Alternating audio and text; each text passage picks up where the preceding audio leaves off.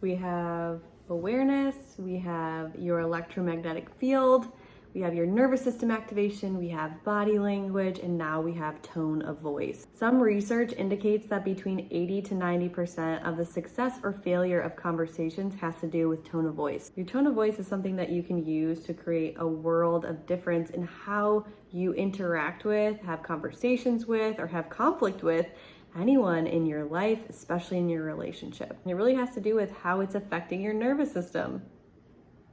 If I were to have come into this video and I were talking with this really loud voice, you might be like, whoa, Kat, what happened? And I don't want to listen to that cat. That cat is very aggressive and I just don't have time for that today.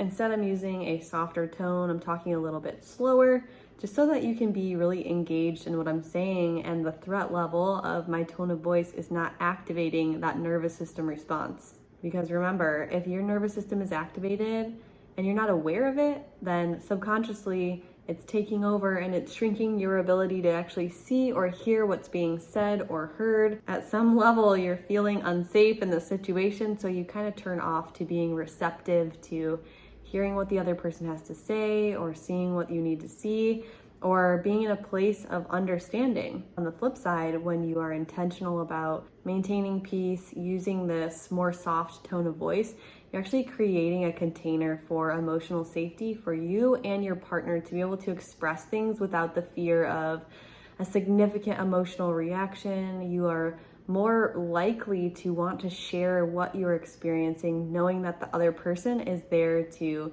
hear you, be there for you, try to understand as best as they can. So tone of voice is a huge tool to use to create more vulnerability, more connection, more depth in your relationship. Utilizing what we've already talked about is just helping you to create a safe base for you to feel safe emotionally, physically, mentally, so that you can expand into areas of vulnerability to explore maybe core wounding that you haven't processed through. So that is when your relationship becomes deeply nourishing and a therapeutic space for you to both see the things that have kept you from truly connecting, that have no correlation to your actual relationship, and everything that has to do with what you've been through in the past. So these skills are just incredible because, again, they both help to make you feel secure and seeking connection with your partner, knowing that they're going to keep that part of you safe, while also exploring the depths of the human experience and allowing you to grow towards evolution and change.